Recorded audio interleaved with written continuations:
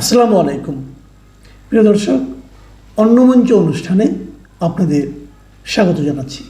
এই আন্দোলনগুলোকে রাজনীতি থেকে বিচ্ছিন্ন তরুণদের একটা আন্দোলন হিসেবে দেখানোর চেষ্টা হচ্ছে, অথচ বাংলাদেশে আমরা এতদিনে সুস্পষ্টভাবে এই যে 2024-এর জুলাই আগস্ট আন্দোলনের নেতৃত্বদানকারী বিভিন্ন পক্ষের তরফেই জানি যে এই নাহিদ ইসলাম, আক্তার হোসেন, আসিফ মাহমুদ, সজীব ভুইয়া, সার্জিস, হাসনাতদের যেমন এই নেতৃত্ব দানকারী পক্ষের একটা গুরুত্বপূর্ণ অংশকে রীতিমতো সাংগঠনিকভাবে তৈরি করেছিলেন, কৌশল দিয়ে তৈরি করেছিলেন এবং জনবল সরবরাহ করেছিলেন জামায়াতে ইসলামীর নেতৃবৃন্দ। বাংলাদেশের বহুল প্রত্যাশিত এবং বহুল প্রতীক্ষিত সংসদ নির্বাচন অনুষ্ঠানের পর সরকার গঠনের 2 মাসও পেরোতে না পেরোতে, মানে 2 মাসও যখন হয়নি, তখন পৃথিবীর শীর্ষস্থানীয় গণমাধ্যমগুলোর একটি বিবিসি যে এমন একটি বিশ্লেষণ ছাপানোর প্রয়োজন বোধ করলো যে নেপালে সফল হলো, কিন্তু বাংলাদেশে কেন জেনজিদের আন্দোলনটা হোঁচট খেলো, ভেস্তে গেল, এবং বিবিসি যে তার সেই বিশ্লেষণ শেষ করলো এমন একটি ভবিষ্যৎবাণী বা আশঙ্কা দিয়ে যে খুব শিগগিরই বাংলাদেশে হয়তো আবারও তরুণেরা রাজপথে নেমে আসবেন এবং এবার সেই আন্দোলনের নেতৃত্বে থাকবেন জেন জির সঙ্গে সঙ্গে জেন আলফা জেনারেশন, মানে এর পরবর্তী প্রজন্ম এবারের আন্দোলনে রাজপথে নেমে আসবেন। সেটা খুব খুব তাৎপর্যপূর্ণ বলতেই হয়।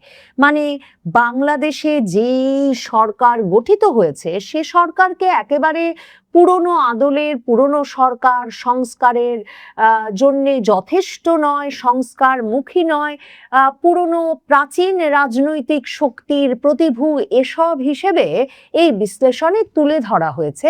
এই বিশ্লেষণে মূল যে তুলনামূলক বিশ্লেষণটা করা হয়েছে আসলে নেপালের জেনজি আন্দোলনের সঙ্গে। 2025-এর সেপ্টেম্বরে সেখানেও জেনজিদের আন্দোলনেই সরকার পতনের ঘটনা ঘটে এবং 6 মাসের মধ্যে নির্বাচনটা অনুষ্ঠিত হয়ে মার্চে যে সরকারটি গঠিত হয়েছে, প্রধানমন্ত্রী বলেন্দ্র সার, সেখানে এবং সেই সরকারে এবং নবনির্বাচিত সংসদে তরুণরা বিপুল সংখ্যায় প্রতিনিধিত্ব করছেন। কাজেই বিবিসি বলছে নেপালে পেরেছে, বাংলাদেশে কেন পারেনি, বাংলাদেশে কেন সেই বিএনপি জামায়াতি নেতৃত্বে বা প্রধান মুখ হিসেবে উপস্থিত হয়েছে, এবং বাংলাদেশে তাদের ভাষায় জাতীয় নাগরিক পার্টি যে 6টি আসন পেয়েছে, বিবিসি একে মনে করছে যে অত্যন্ত খারাপ ফলাফল হয়েছে জাতীয় সংসদ নির্বাচনে।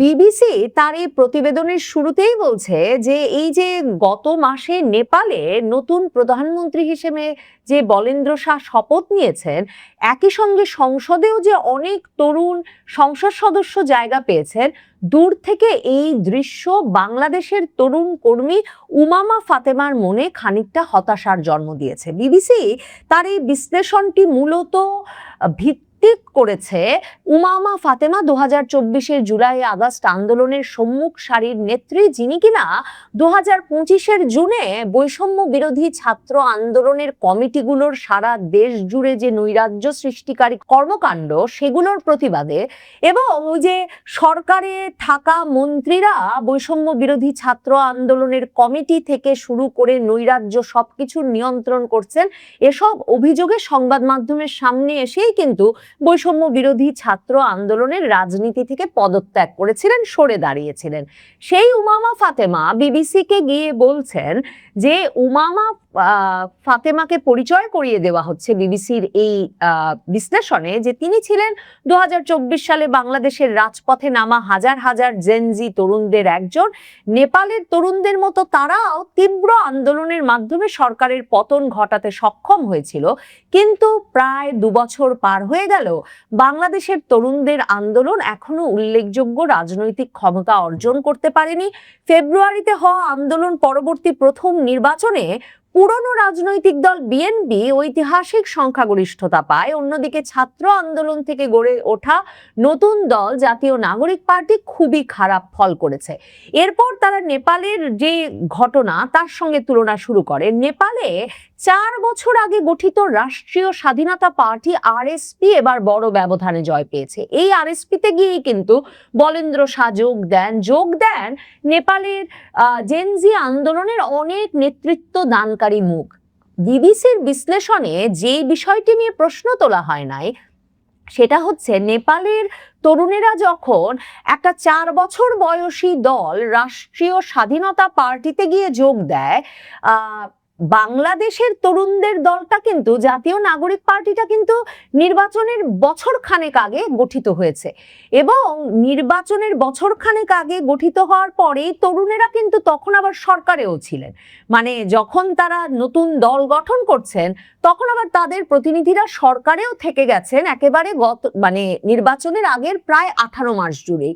কাজেই পরিস্থিতিটা কিন্তু নেপাল থেকে অনেকটাই ভিন্ন, এবং মাত্র 1 বছরেরও কম সময়ে গঠিত একটি দল, সেই দলটির নেতৃবৃন্দ যে 6টি আসন পেয়েছে সেটাকে যে বিবিসি একটা খারাপ ফল হিসেবে দেখছে, সেটা আসলে খুব যুক্তিসঙ্গত বলে আমার কাছে মনে হয় না। বরং বিবিসির হয়তো প্রশ্ন তোলা দরকার ছিল যে আওয়ামী লীগের মতো একটা শক্তিশালী দল যদি নির্বাচনে অনুপস্থিত না থাকতো, নির্বাচনে যদি তাদেরকে অংশগ্রহণে বাধাগ্রস্ত করা না হতো, তাহলে কি সত্যি জাতীয় নাগরিক পার্টি তরুণেরা এই 6টি আসনও পেত?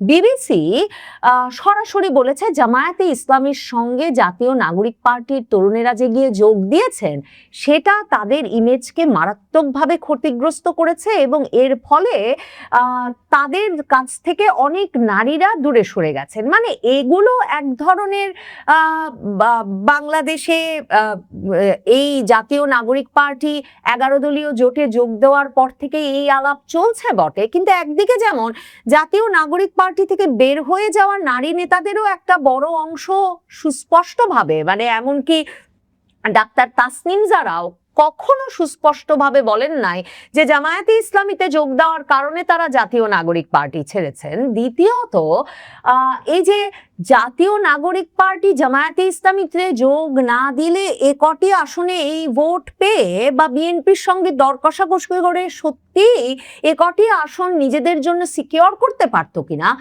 মানে সেই প্রশ্নটাও কিন্তু তোলা দরকার। কারণ সত্যি কি জাতীয় নাগরিক পার্টির 6 জন নেতার সংসদ সদস্য হওয়ার মতো সংসদীয় এলাকায় পরিচিতি, কাজ বা প্রভাব ছিল যদি তারা জামায়াতে ইসলামীর সমর্থন না নিত? কিন্তু বাংলাদেশের সংবাদ মাধ্যম সহ সুশীল সমাজের একটি অংশের ভেতর যে এক রকমের হতাশা এবং ক্ষোভের জন্ম হয়েছিল জাতীয় নাগরিক পার্টির নেতারা গিয়ে জামায়াতে ইসলামীতে যোগ দেওয়ায়, বিবিসি তার বিশ্লেষণে সেটা থেকেই এক রকমের ধারণা নিয়ে সম্ভবত সরাসরি বলেছে যে সেটাই ক্ষতিগ্রস্ত করেছে, এবং এ কারণেই জাতীয় নাগরিক পার্টি নির্বাচনে আরো কোণঠাসা হয়ে পড়েছে।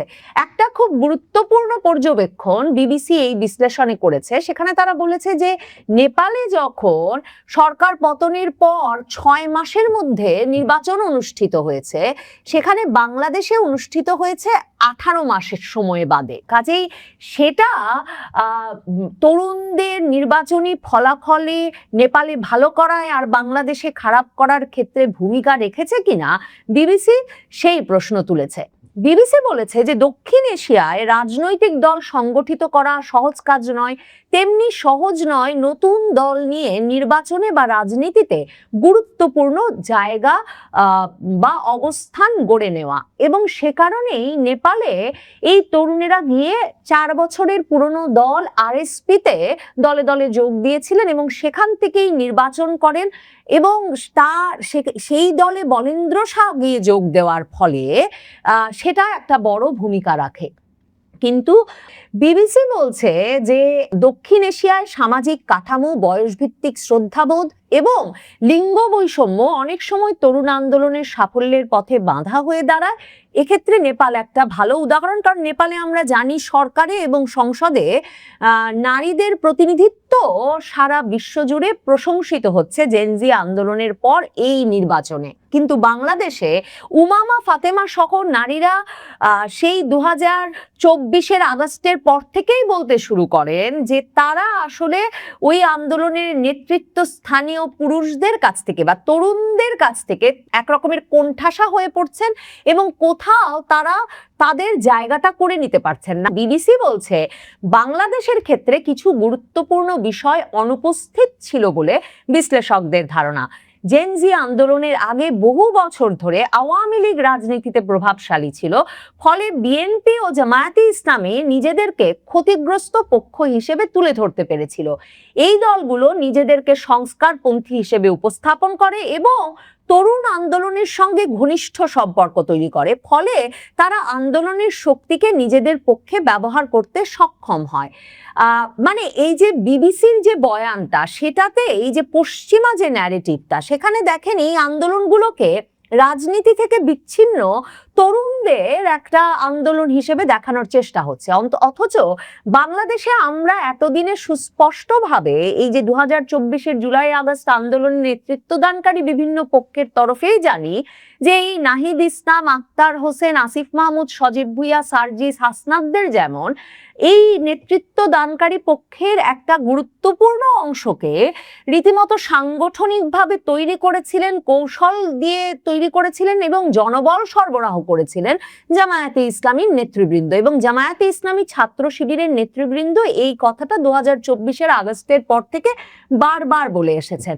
অন্যদিকে বিএনপি যদি মানে পুরো আওয়ামী লীগ আমল জুড়ে আওয়ামী লীগ বিরোধী আন্দোলন রাজপথে করে না যেত, তাহলে এই আন্দোলনটা 2024-এর জুলাই আগস্টে এমন মোমেন্টাম পেত কিনা সে প্রশ্নও কিন্তু রয়েছে। এই তরুণদের রাজনৈতিক পরিচয় বাংলাদেশে কিন্তু 18 মাসে ভীষণভাবে সুস্পষ্ট হয়েছে এবং সেই রাজনৈতিক পরিচয় মাথায় রাখলে তাদের সঙ্গে জামায়াতে ইসলামীর মিলে নির্বাচনে যোগ দেওয়ার বিষয়টা এই যে বিবিসির কাছে যেমন বিস্ময়কর এবং হতাশাজনক এবং তাতেই ভোট কমে গেছে বলে তাদের যে বিশ্লেষণ, সেখানে গিয়ে ঠেকবার কোনো উপায় থাকে না। বিবিসি বলছে উমামা ফাতেমা বলছেন যে অনেক ক্ষেত্রেই নতুন সরকারও পুরনো সরকারের মতোই কর্মসূচি অনুসরণ করছে। তরুণদের চাকরি এবং অর্থনৈতিক সুযোগ বাড়ানো জরুরি, কারণ তরুণেরা নাকি এখন যেসব তরুণেরা দেশে থাকতে চাইতো তারাও এখন আর সেভাবে ভাবছে না, সকলেই বিদেশমুখী হয়ে পড়েছে, কারণ তরুণেরা নিজেদের ভবিষ্যৎ দেশে দেখতে পাচ্ছে না, তাহলে তারা রাজনীতিতে জায়গা খুঁজে পাবে কিভাবে? বিবিসি বলছে বাংলাদেশেও যদি গণভোটের সিদ্ধান্ত বাস্তবায়ন না হয় তাহলে আবার আন্দোলনে নামার সতর্কতা দিয়েছেন জাতীয় নাগরিক পার্টির নেতা রাহাত হোসেন। তিনি বলেছেন প্রয়োজনে আমরা আবার রাজপথে নামব, এবার তারা একা নাও থাকতে পারেন। সেই কথা বলে সতর্ক করে বিবিসি বলছে যে উমামা ফাতেমা তাদের বলেছেন যে এবার যদি আন্দোলন হয় তাহলে তাদের সঙ্গে তাদের চেয়ে 10 বছর কম বয়সীরা নামবেন এবং তারা হবেন জেন আলফার প্রতিনিধি। কাজেই বিবিসি পশ্চিমা গণমাধ্যমের এই শীর্ষস্থানীয় প্রতিভূ বলছে বাংলাদেশে জেনজি আন্দোলন যেহেতু ভেস্তে গেছে, খুব শিগগিরই আসছে জেন আলফার আন্দোলন, কারণ তরুণেরা এখনো বাংলাদেশের ক্ষমতার কেন্দ্রে। কাজেই যুক্তরাষ্ট্র এমন একটা সময়েও যে বাংলাদেশকে রাশিয়া থেকে সরাসরি তেল কেনায় ছাড় দিল না, বরং প্রতিবেশী ভারতকে রাশিয়া থেকে তেল কেনার ক্ষেত্রে, গ্যাস আনার ক্ষেত্রে অবাধ ছাড় দিয়ে রেখেছে এবং বাংলাদেশকে শেষ পর্যন্ত এর মাধ্যমে ভারতের ওপর এক রকমের ব্যাপকভাবে নির্ভরশীল হয়ে উঠতে বাধ্য করছে, সেটারও কৌশলগত অবস্থানটা অপরিষ্কার বা অস্পষ্ট নয়। বাংলাদেশ ভয়াবহ জ্বালানি সংকটে পড়বে যদি না যুক্তরাষ্ট্র রাশিয়া থেকে বাংলাদেশকে এই সংকটকালে তেল কেনার বিশেষ অনুমোদন না দেয়।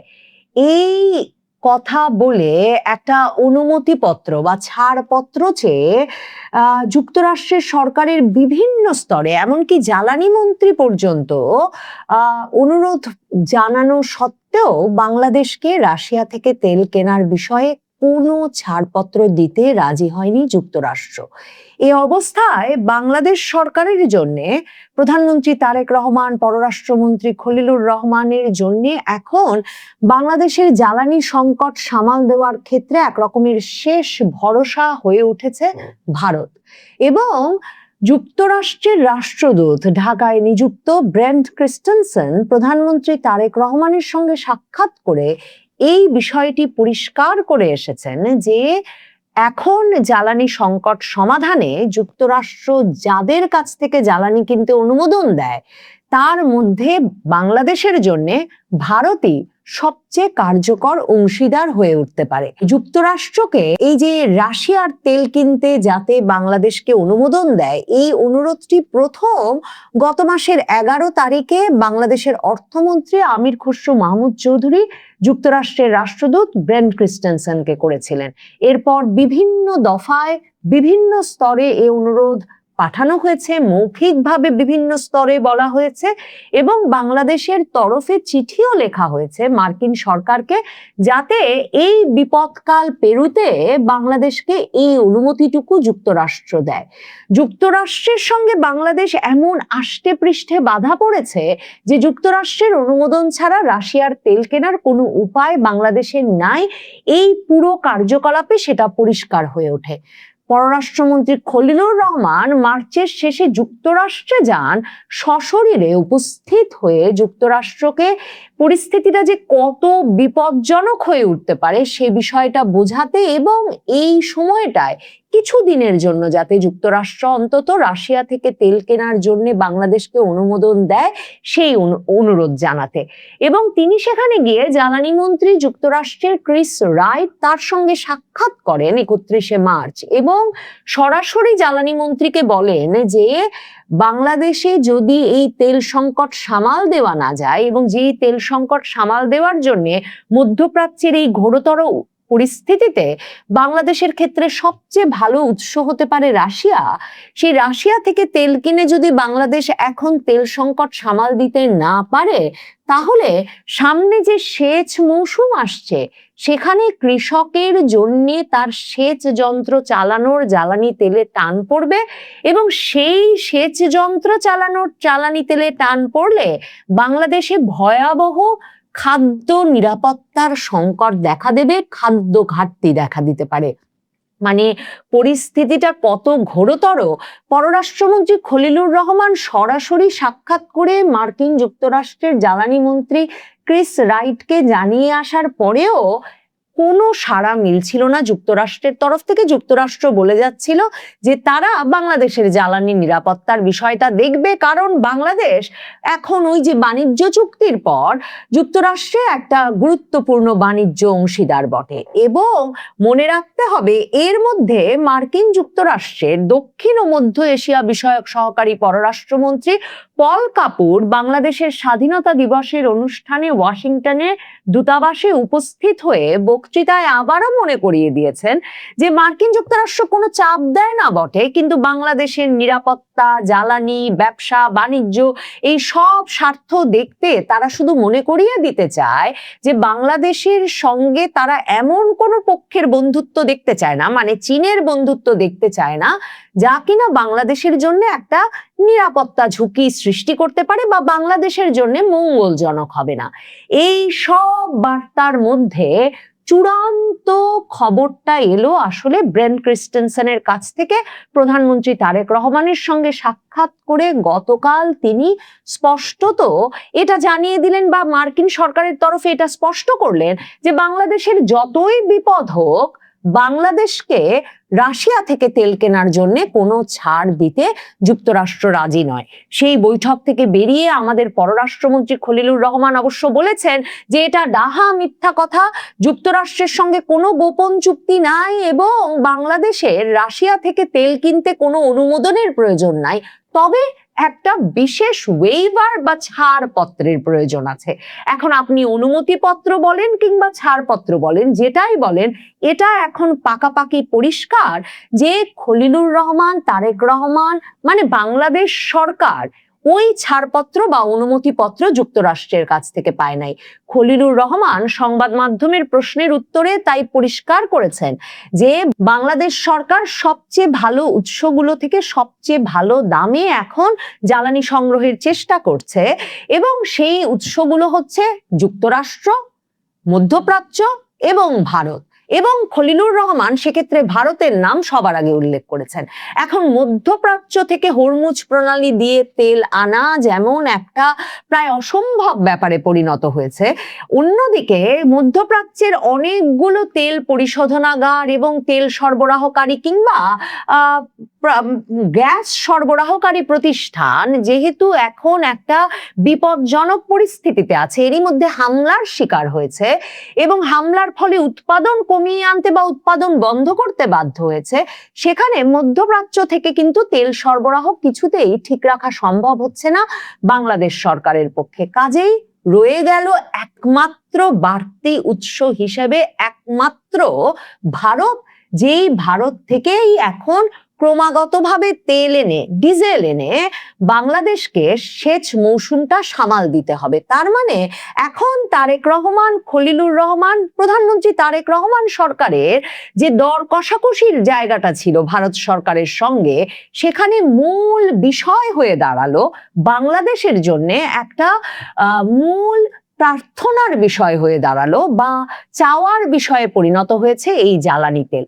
ভারত কিন্তু রাশিয়া থেকে ক্রমাগত তেল কিনে গেছে। খলিলুর রহমান যে বৈশ্বিক নিষেধাজ্ঞার কথা বোঝাতে চেয়েছেন সংবাদ মাধ্যমকে, যে সারা বিশ্বের ওপরেই তো ইউক্রেন যুদ্ধের পর থেকে আমেরিকা নিষেধাজ্ঞা দিয়ে রেখেছে রাশিয়া থেকে তেল কিনতে, ভারত কিন্তু প্রধানমন্ত্রী মোদীর সরকার কিন্তু এতে কোনো কর্ণপাত করে নাই।